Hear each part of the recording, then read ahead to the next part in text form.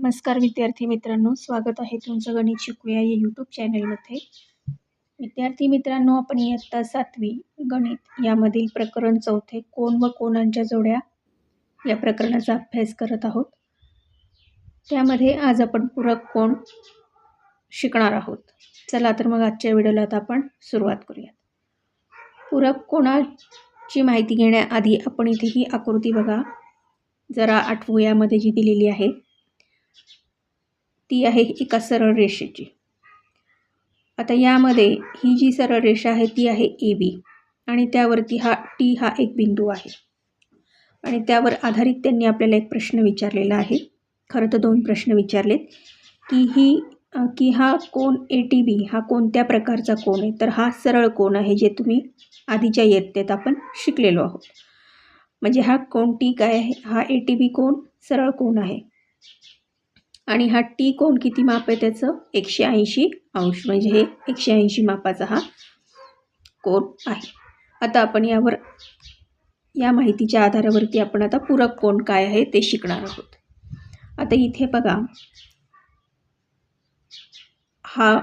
ही जी AB रेषा आहे तशीच इथे त्यांनी AC रेषा घेतलेली आहे आणि त्यावरती हा AB वरती जसा T बिंदू आहे तसाच इथे त्यांनी काय घेतलेला आहे, B बिंदू घेतला आहे. आता ह्या B बिंदूमधून त्यांनी काय केलेलं आहे, हा BD एक किरण काढलेला आहे. आता हा B कोन किती मापाचा आहे, तो पूर्ण 180 मापाचा आहे. जर हा किरण इथे नसेल तर हा कोन किती मापाचा असणार आहे, B 180 अंश मापाचा असणार आहे. पण आता ह्या BD किरण आपण काढल्यामुळे ह्या 180 कोनाचे किती भाग झालेत, दोन कोन झालेले आहेत. इथे दोन भाग झालेले आहेत. मग आता आपल्या हे लक्षात येते की हा जो BD किरण आहे तो कसा आहे, थोडीशी ही रेषा आपण सरळ 90 अंशाच्या कोनाची घेतलेली नाही आहे, म्हणजे काटकोनाची घेतलेली नाही, तर थोडीशी तिरकी घेतलेली आहे. मग आता इथे हे जे दोन कोन झालेले आहेत तर ते 180चे काय झालेले आहेत, दोन भाग झालेले आहेत. त्यातला एक आहे विशाल कोन, एक आहे लघु कोन. म्हणजे हा कोन ABD हा काय आहे, विशाल कोन आहे आणि DBC हा काय आहे, लघु कोन आहे. मग आता इथे माप कोन ABD बरोबर 110 अंश आणि माप कोन DBC बरोबर 70 अंश. मग या दोघांची जर बेरीज केली, या दोन कोनांची, माप कोन ABD 110 अधिक माप कोन DBC 70, तर त्यांची बेरीज किती येते, 180 अंश येते. यावरूनच आपल्या काय लक्षात येतं की ज्या दोन कोनांच्या मापांची बेरीज 180 अंश असते त्या दोन कोनांना परस्परांचे पूरक कोन असे म्हणतात. येथे कोन ABD व कोन DBC हे परस्परांचे पूरक कोन आहेत.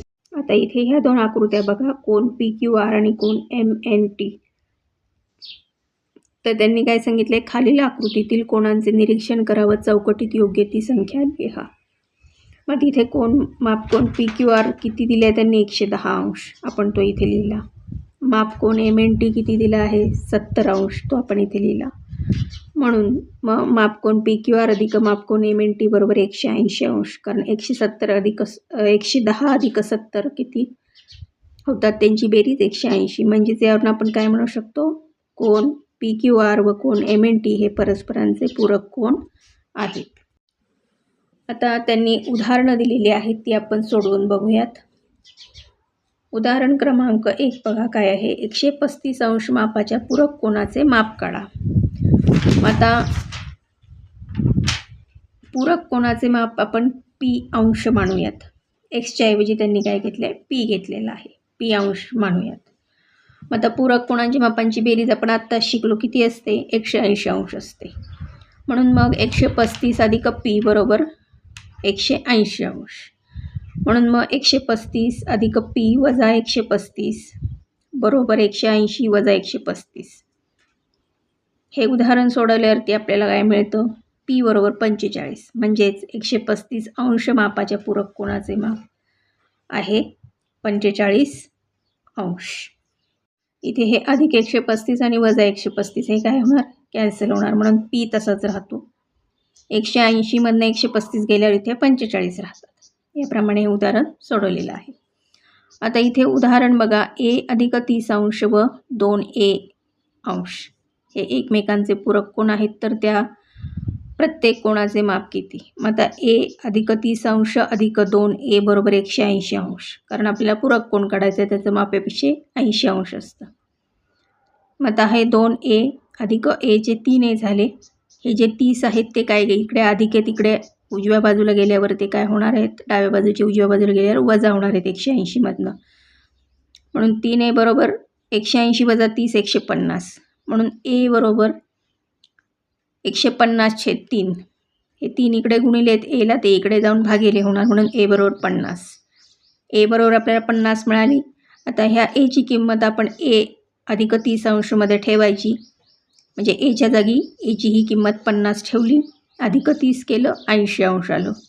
आणि 2 गुणिले ए याचा अर्थ होतो, म्हणून एमध्ये ही 50ची किंमत ठेवली आपण, 2 बरोबर 2 गुणिले 50 म्हणजे 100 अंश. म्हणून त्या कोणाची मापे किती आली, 80 अंश अधिक 100 अंश आहेत. सराव संच 17 बघा.